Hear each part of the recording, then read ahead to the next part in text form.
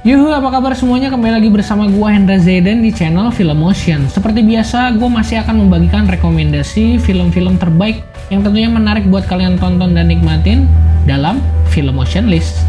Dan buat teman-teman yang sudah menjalankan aktivitas new normalnya, selamat menjalankan aktivitas, selamat bekerja kembali, tetap memakai masker dan jangan lupa berhati-hati guys.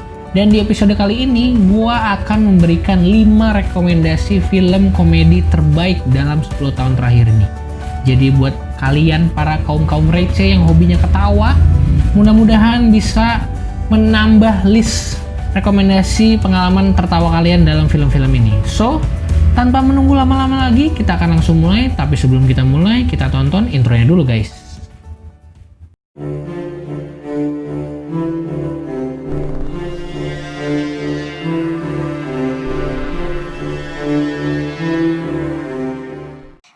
Yang pertama adalah The Big Short tahun 2015, film yang memenangkan Piala Oscar dalam kategori skenario adaptasi terbaik dari 5 nominasi lainnya. Menceritakan masa krisis finansial di Amerika Serikat pada tahun 2007-2008, di mana seorang manajer keuangan bernama Michael yang menemukan keanehan atau sesuatu yang tidak wajar pada sistem kredit perumahan yang sedang booming dipasarkan oleh bank-bank Amerika kala itu. Semua hal terkait unsur ekonomi kapitalistik yang ditawarkan serta tokoh-tokoh yang dimunculkan dalam film ini berasal dari kisah nyata, bahkan berbagai kejadian pun digambarkan dengan tidak terlalu mengada-ngada. Skenario The Big Short sendiri aslinya berasal dari buku yang berjudul sama karya penulis Michael Lewis. Istilah-istilah terkait investasi, obligasi, saham, serta beberapa unsur keuangan lainnya tentunya tetap menjadi materi utama pada film ini. Hebatnya film ini, analisis akan runtuhnya dunia properti Amerika Serikat serta bangkrutnya berbagai bank di negeri adidaya tersebut dijelaskan serta digambarkan dengan sangat-sangat baik melalui visual yang sederhana dan memberikan kesan apa adanya. Terkuak juga betapa pentingnya seluruh karakter inti di film ini di balik gejolak yang terjadi pada pasar properti di Amerika Serikat dan beberapa belahan dunia kala itu. Uniknya, berbagai istilah yang memegang peranan penting dalam krisis ekonomi Amerika Serikat dijelaskan oleh beberapa selebriti dan tokoh terkenal dengan gaya yang unik juga. Tentunya The Big Short bisa menjadi tontonan yang menarik sekaligus menantang bagi kalian yang ingin mencari film-film komedi nyata sekaligus belajar dan menambah wawasan kalian tentang dunia ekonomi, keuangan, dan juga sejarah. Okay, here we go. The Big Short.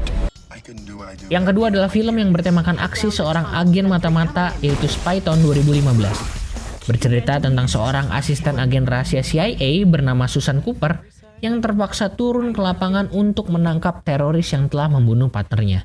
Sebenarnya kisah yang digambarkan juga begitu simpel dan mudah ditebak, yaitu mengenai penyamaran seorang agen CIA amatir, tapi suguhan komedi yang cukup eksentrik menjadi hal penting yang ditonjolkan di film garapan sutradara Paul Feig ini. Saat gua menonton film ini mengingatkan gua kembali dengan film yang sempat laris beberapa waktu lalu yaitu Kingsman Secret Service.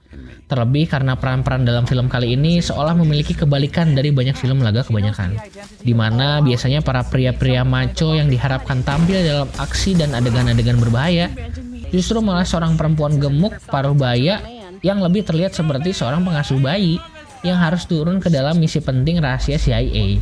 Dan sudah jelas, di setiap momennya cuman ada kekonyolan-kekonyolan yang ia lakukan.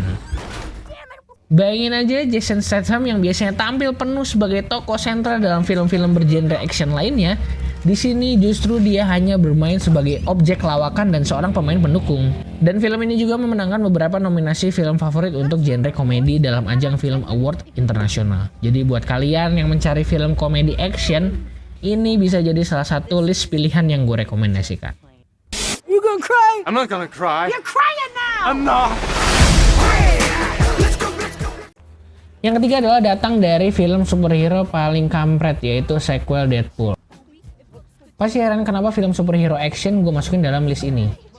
Karena setelah gue analisa, gue amati dan gue tonton lagi bahwa ternyata film ini memiliki karakter yang berbeda dari film superhero lainnya. Yang biasanya tujuan motifnya itu seperti membela kebenaran, menyelamatkan dunia, atau menangkap para penjahat. Di film ini justru motif si kampret ini adalah agar dia bisa kembali lagi menjadi ganteng, alias dia ingin mengembalikan bentuk muka dan tubuhnya menjadi manusia yang normal lagi, bahkan untuk menikah dengan kekasihnya. Meskipun memiliki motif yang tidak sekuat film superhero lainnya, justru itulah tokoh Deadpool ini menjadi lain daripada yang lain. Bahkan setelah gue tonton kedua kalinya, gue merasa seperti menonton sebuah film sequel parodi superhero. Bukan hanya dari segi penceritaan, tapi dari segi karakter dan visual, film ini berusaha untuk berbicara dengan kita penontonnya. Terbukti, dari beberapa atau banyaknya adegan yang secara tidak sadar, dia justru melihat ke arah kamera, kemudian bertanya, bahkan mengobrol dengan kita seolah dia sedang melakukan vlogging. Oh, hello. I know, right? Jadi buat kalian yang pengen nonton film superhero dengan tema komedi yang fresh, segar, dan juga agak sedikit ngehe, ya mudah-mudahan film ini bisa menjawab tantangan kalian. I am very turned on right now. Film berikutnya adalah Jojo Rabbit tahun 2016, film yang disutradarai oleh sutradara fenomenal Taika Waititi, yang dimana ia menjadi penulis sekaligus menjadi salah satu pemeran utama juga di film ini. Bercerita tentang seorang anak kecil bernama Jojo yang tumbuh besar dengan paham fanatik Nazi, di mana ia mengikuti sebuah camp pelatihan Nazi yang disebut Hitler Youth Camp. Namun siapa sangka dalam ideologi anti-Yahudinya tersebut, ternyata di atap rumahnya ibunya justru menyembunyikan seorang gadis Yahudi muda. Maka terjadilah pertarungan batin antara kemanusiaan dan ideologinya. Biasanya film komedi dengan gaya parodi satir sebenarnya hal yang membosankan bagi gua. Karena seringkali konfliknya nggak relate dengan nuansa atau kultur kita di Asia. Tapi Taika Waititi ternyata ngubah perspektif gua tersebut dengan menghadirkan naskah komedi satir yang ternyata dia mengangkat isu sosial dunia yang serius, namun dibungkus dengan sudut pandang komedi cerdas dari seorang anak kecil. Dimana kalau yang gua tahu bahwa indoktrinasi masih tumbuh dan berkembang di negara kita sampai sekarang. Baik persoalan agama, ras, politik, bahkan ketika mereka masih kecil. Jadi menimbulkan intoleransi ketika mereka dewasa. Ketika gua nonton film ini mengingatkan gua pada film The Boys Strip Pajamas. Namun film ini terlihat lebih segar karena menggabungkan dua referensi visual, yaitu referensi retro dan referensi pop yang eye-catching. Begitu juga dengan latar kota, interior ruangan, hingga desain kostum, kita akan melihat Scarlett Johansson sebagai Rosie dengan gaya berpakaian retro, tapi masih tetap fashionable. Begitu pula dengan desain kostum para tentara cilik dan kapten yang eksentrik untuk memberikan sentuhan yang unik secara visual di film ini. Jadi secara keseluruhan, Jojo Rabbit merupakan film komedi satir yang dieksekusi dengan baik menurut gua. Tidak berusaha keras menjadi lucu, Taika Waititi malah berhasil mengambil berbagai referensi sejarah dan novel yang ia baca untuk menjadi materi komedi yang menunjukkan sisi lain dari Perang Dunia melalui kacamata seorang bocah 10 tahun yang sangat polos. Me. Oh, this guy's a lunatic. Oh, look at that psycho. He's gonna get us all killed. Dan yang terakhir adalah film komedi yang membantai 9 nominasi Oscar pada 2015. Ini dia The Grand Budapest Hotel. Film ini berkisah tentang petualangan seorang manajer hotel bernama Mr. Gustav yang harus membersihkan nama baiknya setelah dituduh melakukan sebuah pembunuhan. Dengan ditemani seorang bellboy atau lobby boy yang kocak bernama Zero Mustafa. Film yang ditulis dan disutradarai oleh Wes Anderson, di mana film-filmnya memiliki identitas visual yang sangat-sangat unik. Di mana skenario yang dibuat oleh Wes Anderson patut gue acungin jempol, karena gol yang ia buat bukan untuk membuat sebuah film dengan kisah yang serealistis mungkin, melainkan dia membuat kisah dengan seimajinatif mungkin. Meskipun gak menghadirkan plot yang benar-benar baru, namun setiap lapisan ceritanya sangat lovable dengan pacing lembut, membuat keseluruhan film ini memberikan hawa segar.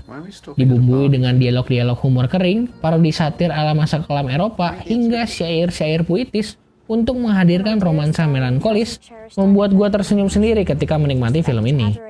Wes Anderson memang terkenal dengan gaya visual storytellingnya yang jadi ciri khasnya di setiap filmnya. Mulai dari permainan visual yang sangat playful, tone yang unik dengan warna serba merah jambu, namun tetap terkesan vintage tapi tetap fresh dan hangat. Angle side tracking shot dengan proporsi simetris sempurna membuat gua saat nonton film ini seolah masuk ke dalam imajinasi seorang anak kecil yang sedang membaca sebuah buku dongeng. Yang mengingatkan gua ketika dulu membaca buku komik yaitu Tintin. Ditambah lagi dengan ensemble cast yang luar biasa, diisi oleh para aktor dan aktris profesional. Siapa sangka pelayan wanita di film ini nantinya bakal menjadi Bond Girl di film James Bond Spectre. Jadi tentunya buat kalian yang pengen cari film komedi yang gak biasa, unik, bisa memanjakan mata kalian, dan memberikan pengalaman baru, gua rasa film ini mampu memberikan kebutuhan itu semua.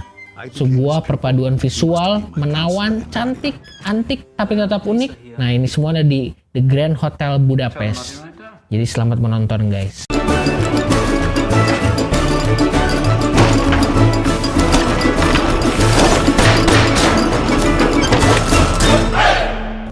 So itulah 5 rekomendasi film komedi terbaik dalam 10 tahun terakhir ini yang bisa kalian tonton dan kalian nikmatin di rumah. Ada yang belum kalian tonton? Tonton sekarang.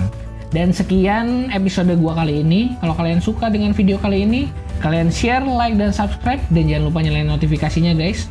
Dan kalau kalian punya pertanyaan ataupun saran, boleh kalian tulis di kolom komentar di bawah atau kalian kirimin ke DM Instagram gua. Gua ada di Instagram di @hendrazaiden. Terima kasih buat teman-teman yang sudah mensupport gua di video-video sebelumnya. Mudah-mudahan di next episode gue bisa lebih apik dan lebih baik lagi. So, see you in another episode, guys. With me, Hendra Zayden. Stay safe, stay at home, and cut! Coba liatin. Tetap memakai masker dan jangan lupa berhati-hati. Dan motor lewat.